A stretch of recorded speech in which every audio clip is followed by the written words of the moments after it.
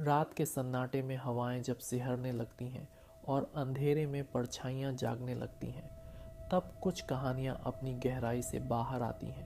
आज मैं आपको सुनाने जा रहा हूँ एक ऐसी ही कहानी जो आपके रोंगटे खड़े कर देगी। तो तैयार हो जाइए, क्योंकि हम जा रहे हैं पुराने हवेली के रहस्य को जानने। विक्रम और उसके 3 दोस्त नील, माया और प्रतीक हर साल नए नए जगहों पर एडवेंचर के लिए जाते थे।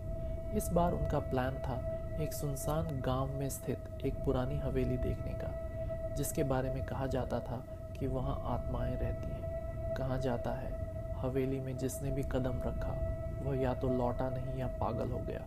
विक्रम और उसके दोस्तों ने इसे महज अफवाह समझकर हंसी में उड़ा दिया।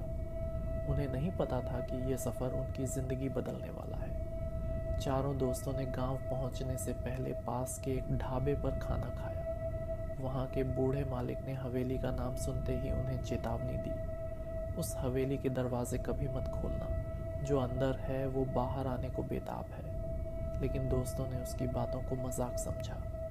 कभी कभी लोग जो समझाने की कोशिश करते हैं उसे नज़रअंदाज करना भारी पड़ सकता है, और यही भूल इन चारों ने कर दी। रात के करीब 11 बजे चारों हवेली के पास पहुंचे। चारों ओर घना जंगल था। हवेली की दीवारें खाई से भरी हुई थीं और खिड़कियां टूटी फूटी थीं। दरवाजे पर एक अजीब सी झूलती हुई जंजीर लटक रही थी।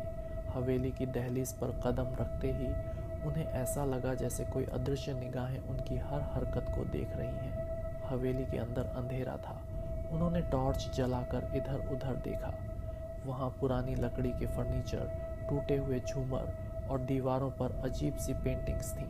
अचानक विक्रम को एक पुरानी डायरी मिली। डायरी पर लिखा था, आखिरी पन्ना मत पढ़ना।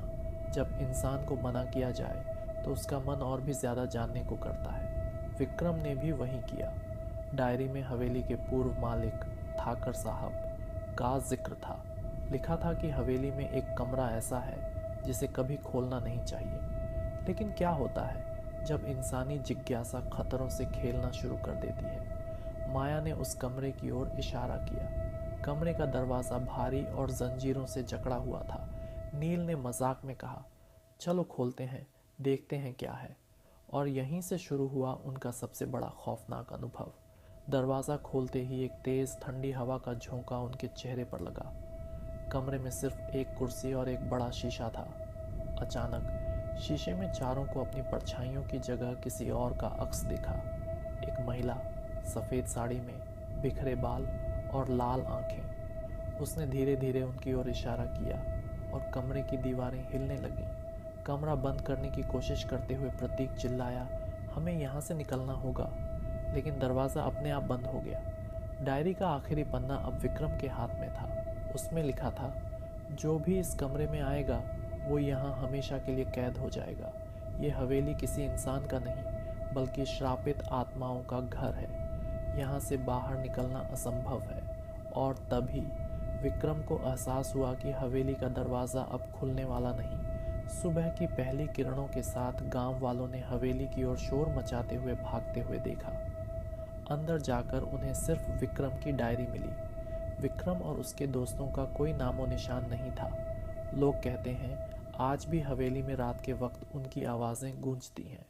तो दोस्तों, अगली बार जब कोई सुनसान जगह जाने का प्लान बने, सोचिएगा ज़रूर, क्योंकि कुछ दरवाजे बंद ही अच्छे होते हैं।